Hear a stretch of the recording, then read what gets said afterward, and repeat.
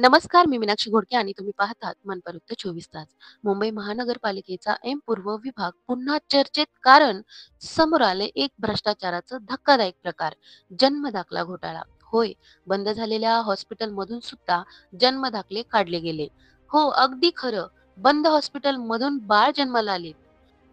जन्म मृत्यू नोंदणी अधिनियम 1969 अंतर्गत झालेल्या तपासात 106 अर्जांपैकी किमान 5 अर्ज खोट्या पत्त्यांवर आधारित असल्याचं समोर आलंय. संशयित नावं आहेत मोहम्मद इज्राल शेख, मोहम्मद जावेद अन्सारी, सोनू मंगीराम डिल्लोड, शांताराम वामन तायडे आणि अब्दुल अहाद खान.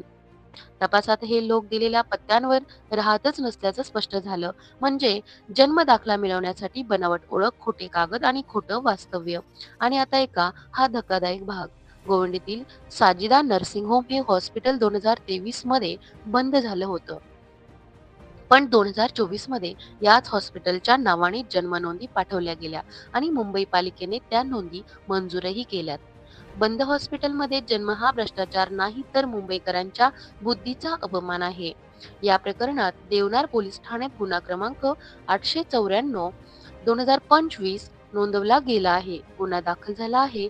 भारतीय न्याय संहिता 2023 अंतर्गत कलम 318 4, 336 3, 340 2 सह जन्म मृत्यू नोंदणी अधिनियम 1969 कलम 23 व 24 अंतर्गत.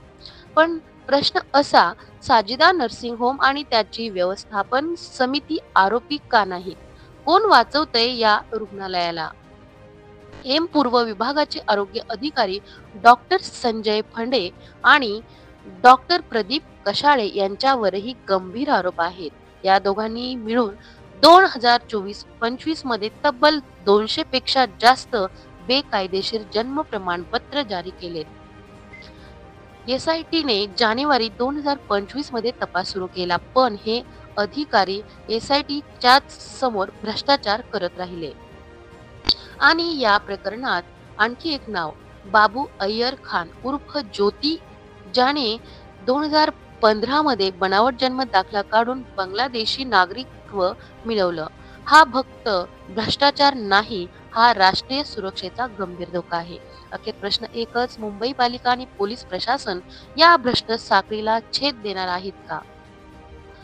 की जन्म दाखला घोटाळा ही फाईल नेहमीप्रमाणे दूर खात राहणार? मनपरुक्त 24 तास या घोटाळ्यावर बारकाईने लक्ष ठेवून आहे. भ्रष्टाचारांना उघड करत राहू, कारण आम्ही विचारतो, जबाब द्या नाहीतर उघड करू. मनपरुक्त 24 तास, जनता विचारते, सत्ता घाबरते.